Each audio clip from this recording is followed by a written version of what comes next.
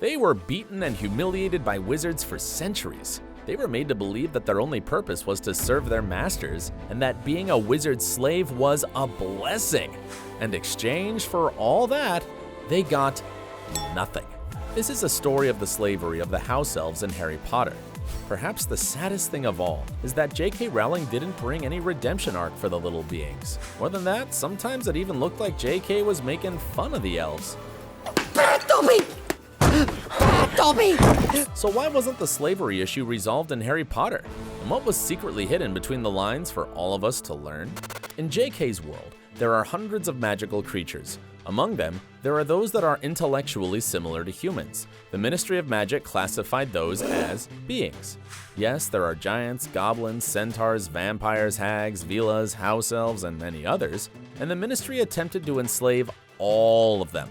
The centaurs were proud enough to fight for their rights. I warn you, under the law, as creatures of near human intelligence. How dare you, filthy half-breed! But many other creatures were not as lucky. There's a fountain of magical brethren in the Ministry of Magic. It symbolizes the superiority of humans over magical beings. Here's how it is described in the Order of the Phoenix. A group of golden statues, larger than life-size, stood in the middle of a circular pool. Tallest of them all was a noble-looking wizard with his wand pointing straight up in the air. Grouped around him were a beautiful witch, a centaur, a goblin, and a house elf. The last three were all looking adoringly up at the witch and wizard. Just think of it.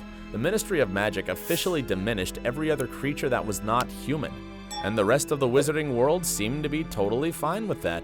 Even Hogwarts had house elves that worked in the castle for free.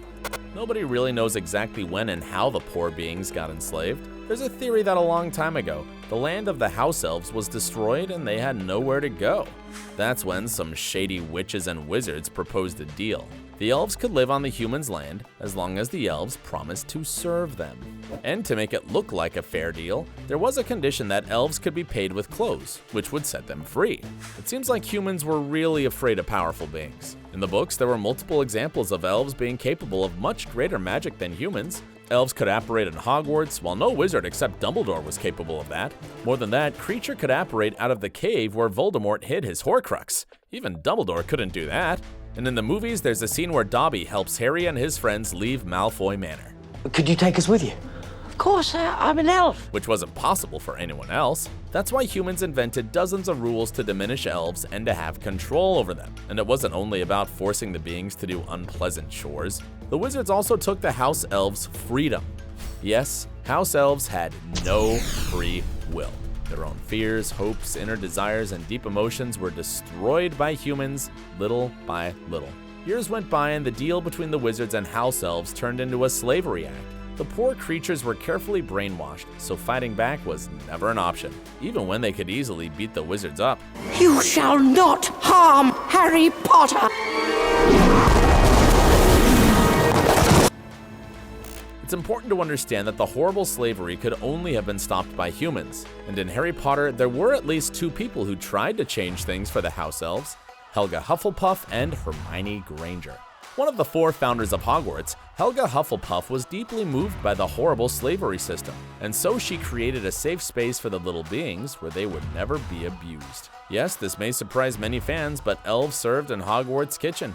They also helped to clean the dormitories and carry the students' heavy luggage after they arrived at Hogwarts. Helga Hufflepuff did a great job ensuring the elves had good working conditions. She even offered to pay them for their work, but the elves were so brainwashed that they refused. Dobby was the only exception. Dobby has no master. Dobby is a free elf. Years after Helga died, Dumbledore hired Dobby to work in Hogwarts, paying him 1 galleon a week. This was probably the reason why the rest of the castle elves hated Dobby. Hermione Granger wasn't that successful in helping the magical beings. Unfortunately, all her intentions to save the day for the elves were seen as insulting. Here's how things were. In the Goblet of Fire book, Barty Crouch treated his house elf Winky like an object.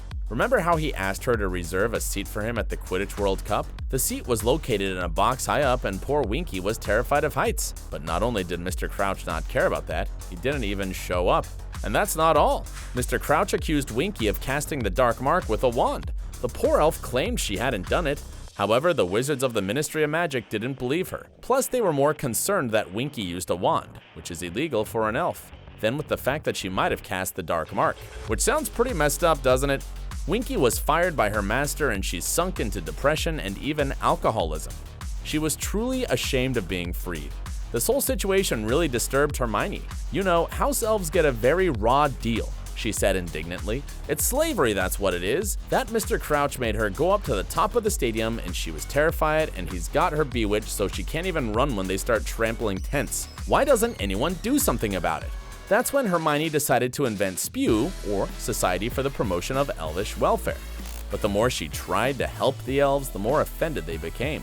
Later on in the Goblet of Fire, Hermione knits clothes for Hogwarts' little servants to set them free. But instead of being grateful, the offended elves refused to clean the Gryffindor room. Well, the elves are happy, aren't they? Ron said. You heard old Winky back at the match. House-Elves is not supposed to have fun. That's what she likes, being bossed around. It's people like you, Ron, Hermione began hotly, who prop up rotten and unjust systems. Hermione couldn't believe that the elves enjoyed being enslaved. And that's actually a great metaphor for the slavery propaganda that took place in the 19th century in our world.